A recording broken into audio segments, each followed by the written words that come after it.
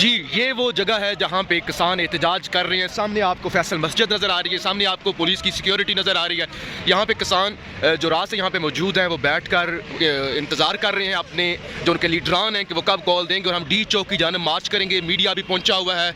यहाँ पे एक बड़ी तादाद में किसानों की बसेज़ आपको नज़र आ रही हैं और ये आगे भी किसानों ही की बसेज़ जो हैं वो आपको नज़र आ रही है। ये पहले पीछे थी, अब आगे आना शुरू हो गई हैं क्योंकि ये पहले काफ़ी पीछे खड़ी हुई थी, अब शायद ये आगे ला रहे हैं ताकि ये इन्होंने डी चौक की जानिब मार्च करना है। तो बस अब राना सनाउल्लाह साहब यहाँ पे तशरीफ़ ला रहे हैं। सिर्फ इंतज़ार किया जा रहा है कि वो उनके साथ मुज़ाकरात कामयाब होते हैं या नाकाम होते हैं। ये सामने भी आप देख सकते हैं।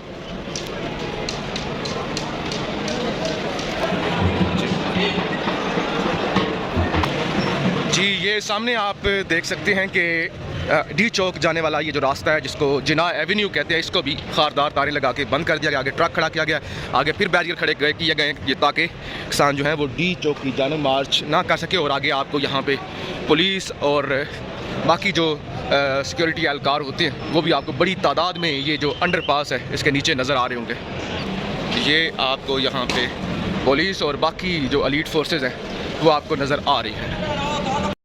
अस्सलाम वालेकुम, मैं हूं फैसल तारिड़। आज 29 सितंबर है और आज दिन है जुमेरात का। इस वक्त इस्लामाबाद में मौजूद हूं और इस्लामाबाद मैदाने जंग बना हुआ है। किसानों ने कल से शहर इक़्तिदार पर धावा बोला हुआ है और आप मेरे पीछे ज़रा देख सकते हैं कि वो पुलिस की प्रिजनर वैन जा रही है। यहाँ पे भी पुलिस की गाड़ियाँ मौजूद हैं। इसकी दूसरी तरफ मेरे भी पुलिस की सिक्योरिटी लगी हुई है और जहाँ पे इस वक्त मैं खड़ा हुआ हूँ मेरे पीछे थोड़े ही फासले पर ये किसान एहतजाज कर रहे हैं और आपको नज़र आ रहा होगा कि पीछे काफ़ी बड़ी तादाद में लोग हैं। रास्ता इन्होंने मुकम्मल तौर पे जाम किया हुआ है और इस इम्पोर्टेड सरकार के लिए बड़ी मुश्किलात खड़ी हो चुकी हैं। इस वीडियो के अंदर आगे चल के आपको तमाम तर मनाज़र भी दिखाए जाएंगे कि किस तरह से पुलिस और वहाँ पे सिक्योरिटी और किस तरह से किसान जो हैं वो यहाँ पर इम्पोर्टेड सरकार का बोरिया बिस्तर गोल करके वापस जाएंगे। लेकिन इस वीडियो के अंदर कुछ बड़ी अहम खबरें हैं जो सबसे पहले मैं आपके सामने रखना चाहता हूँ। आपको याद होगा कल इमरान खान साहब की एक ऑडियो लीक की गई। उस ऑडियो लीक करने के बाद नाच नाच के घुंघरू तोड़े गए और कहा गया देखो जी गोल बराबर हो गया, इमरान खान की भी ऑडियो आ गई है। लेकिन इस इम्पोर्टेड सरकार को ये नहीं पता था कि ये ऑडियो लीक करने के बाद उन्होंने अपने पाँव पर कुल्हाड़ी मार ली है और वो खुद ही फंस चुके हैं। वो साइफ़र जिसे झूठा कहा गया, वो साइफ़र जिसे ड्रामा कहा गया, वो साइफ़र जिसे कहा गया ये तो इमरान खान पता नहीं क्या चीज़ ले आया है एक बयानिया बनाने के लिए। अब इस ऑडियो लीक के अंदर ये चीज़ तय हो गई, कन्फर्म हो गई कि साइफ़र था और सफ़ीर ने भी डीमार्च करने का हुक्म दिया था। तो लिहाजा अब इस वक्त हुकूमत घबराई हुई है कि हमसे क्या हो गया है। हम इतने बेवकूफ़ हैं। वो साइफ़र वो ख़त वाला इशू जब डेड हो रहा होता है, जब इमरान खान पे वो लोग भूल रहे होते हैं कि अमेरिका ने एक ख़त भी लिखा था, एक माज़रत के साथ साजिश भी हुई थी, वो फिर से नया तमाशा लगा देते हैं और लोग फिर ज़ाहिर है दोबारा से वो ख़त वाली कहानी जाग जाती है। लेकिन अब साबिक वज़ीर फवाद चौधरी ने कुछ ऐसे इंकशाफात किए हैं जिसके बाद वाज़ह तौर पे हम ये कह सकते हैं कि वज़ीर आज़म हाउस महफूज नहीं है। फवाद चौधरी साहब ये कहते हैं कि army chief general Qamar Javed Bajwa साहब ने एक दफ़ा इमरान खान साहब को ये पैगाम दिया था कि आप कोई भी अहम बात वज़ीर आज़म हाउस में ना किया करें क्योंकि वज़ीर आज़म हाउस महफूज नहीं है। ज़रा अंदाज़ा करें ये कितना बड़ा सेंसिटिव और बड़ा बयान है कि आप कोई भी वज़ीर आज़म हाउस में बात ना किया करें। वज़ीर आज़म हाउस जो है वो कहते हैं कि महफूज नहीं है, अगर यहाँ पे आप कोई भी बात करेंगे तो वो बात लीक हो जाएगी। तो लिहाजा और उसके बाद फवाद चौधरी साहब कहते हैं कि जो इसराइली सॉफ्टवेयर है जिसका नाम पेगासस सॉफ्टवेयर जो इसराइली कंपनी ने बनाया हुआ है उसको भारत ने ख़रीदा और भारत ने उस सॉफ्टवेयर के ज़रिए पाकिस्तान के वज़ीर आज़म हाउस को यरगमाल बना लिया, वज़ीर आज़म हाउस को बक कर लिया और वज़ीर आज़म हाउस की तमाम मालूमात अब उस इसराइली सॉफ्टवेयर के ज़रिए किसी भी शख्स के पास जा सकती है। फवाद चौधरी साहब ने यह भी कहा कि आर्मी चीफ ने हमें यह भी कहा था कि भाईजान आपको भी ये डीबग करना पड़ेगा वज़ीर आज़म हाउस। हमने तो GHQ को महफूज कर लिया है और वहाँ पे साइबर सिक्योरिटी जो है वो बढ़ा दी है, तो लिहाजा इसके बाद आप वाज़िया तौर पे कह सकती हैं कि वज़ीर आज़म हाउस महफूज नहीं है। लेकिन अब देखें ना, जैसे कि अभी आपको दिखाना भी है, पीछे आप नज़र भी आ रहा है कि किसानों ने पूरा इस्लामाबाद बंद किया हुआ है। रात को भी हमने यहाँ से कवरेज की थी, आपको दिखाया था, और डी चौक के मनाज़र भी आपको दिखाए थे। दूसरी तरफ अब कुछ इस तरह का प्लान बन रहा है जो मुल्क के लिए बेहतर नहीं है और मुल्क को मज़ीद इंतशार की तरफ लेकर जा सकता है। अब सोशल मीडिया पर और कुछ सहाफ़ियों की जानब से ये ख़बरें आना शुरू हो गई हैं, अगले 2 से 4 दिनों में इमरान खान को नायल कर दिया जाएगा। ख़ास तौर पे हसन अयूब, जिनको डायरेक्ट खबरें मिलती हैं इस वक्त, आपको पता है कहाँ से खबरें आती हैं, उनकी जानब से एक दावा किया गया। ये ARY के सहाफ़ी हैं और आजकल जो ये कहते हैं वो हो जाता है, क्योंकि इनके पास खबरें होती हैं, इनको फीड किया जाता है और फिर बाद में ये कहते हैं कि जो हम कहते रहे वो होता गया।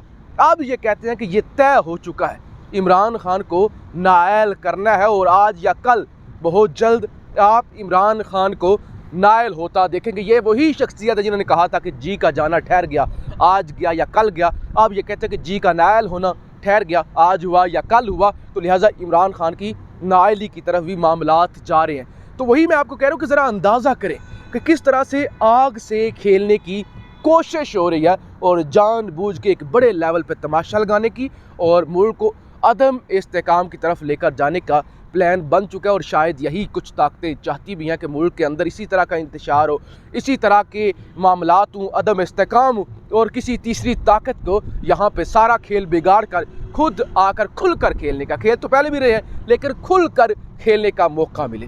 और इम्पोर्टेड सरकार, ज़रा मैं आपको बताऊँ क्या कर रही है। इम्पोर्टेड सरकार के वज़ीरों की तादाद, काबीना की तादाद 74 हो गई है। इरफान कादर साहब को भी, जो वकील हैं, इरफान कादर को भी स्पेशल असिस्टेंट मावने खुसूसी तैनात कर दिया गया। यानी जहर खाने के पैसे नहीं हैं, जहर खाने के पैसे नहीं है मुल्क में, ज़रा अंदाज़ा करें। और 74 काबीना की, कभी भी पाकिस्तान की तारीख में इतनी काबीना नहीं हुई, बढ़ती जा रही है, बढ़ती जा रही है, इजाफा होता जा रहा है, इजाफा होता जा रहा है। और इसके अलावा बिलावल भुट्टो, जो बड़े उनकी एक मार्केटिंग करने की कोशिश की जा रही है कि जी बिलावल भुट्टो से कामयाब वज़ीर ख़ारजा कोई नहीं है, बिलावल भुट्टो अगला वज़ीर आज़म है।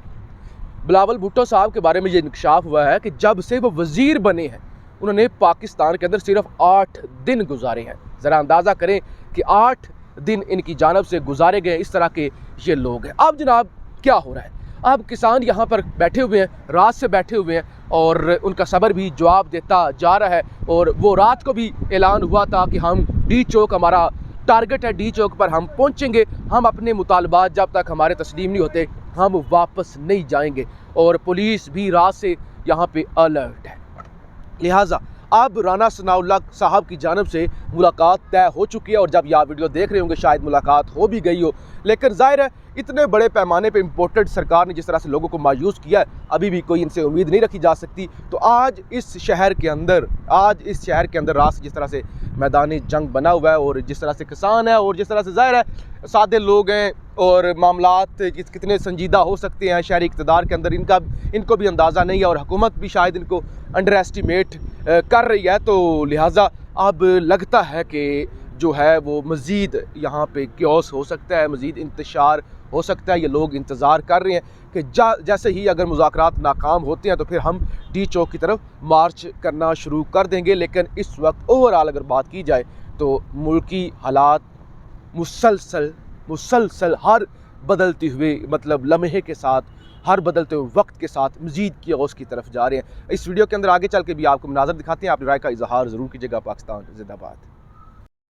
जी, ये जो सामने आपको रास्ता नज़र आ रहा है और ये खारदार तारें लगी हुई हैं, इसके आगे खारदार तारें लगी हुई हैं, उनके आगे ट्रक खड़े हुए हैं, इनके आगे फिर पुलिस की गाड़ियाँ खड़ी हुई हैं और पुलिस के एहलकार भी आपको यहाँ पे नज़र आ रहे हैं। तो ये रास्ता जो है वो डी चौक की तरफ जाता है। अगर मुज़ाकरात कामयाब नहीं होते, इन किसानों की जो यहाँ कल से मौजूद है, अगर नहीं मुतालबात तस्लीम किए जाते, तो बड़ी तादाद में किसान हैं यहाँ भी काफ़ी नज़र आ रहे हैं और बसें भी काफ़ी हैं और आगे तक रास्ते बंद हैं और इस वक्त दरख्तों के नीचे आगे पीछे काफ़ी जो है वो आराम भी कर रहे हैं और आगे पुलिस की गाड़ियाँ भी आपको बड़ी तादाद में नज़र आ रही होंगी।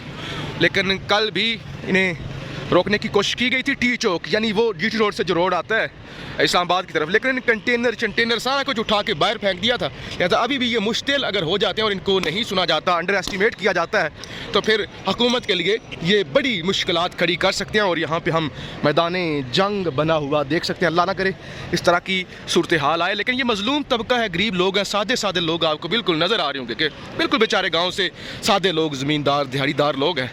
लिहाजा इनको अंडर एस्टिमेट किया जा रहा है। अगर तो इसी तरह से इनको अंडर एस्टिमेट किया जाता रहा तो फिर ज़ाहिर है, फिर जब कोई शख्स मजबूर हो जाता है तो वो मजबूरी के तहत भी कानून हाथ में ले लेता है। किसी को नहीं लेना चाहिए, लेकिन रियासत, आपकी हुकूमतें मजबूर करती हैं लोगों को, जब वो डिलीवर नहीं कर पाती। इस तरह की इम्पोर्टेड सरकार जिनके पास मैंडेट नहीं होता, जो घुसपैठिए होते हैं, तो फिर यही कुछ होता है। तो खैर, अगले भी आने वाली वीडियोज़ के अंदर शहरी इक़्तिदार से, किसानों के इस धरने से आप तक तमाम तर मामलात पहुँचाते रहेंगे। लेकिन क्योंकि कैपिटल है, शहरी इक़्तिदार है, तो हर तरफ ही आपको सिक्योरिटी ही सिक्योरिटी नज़र आएगी।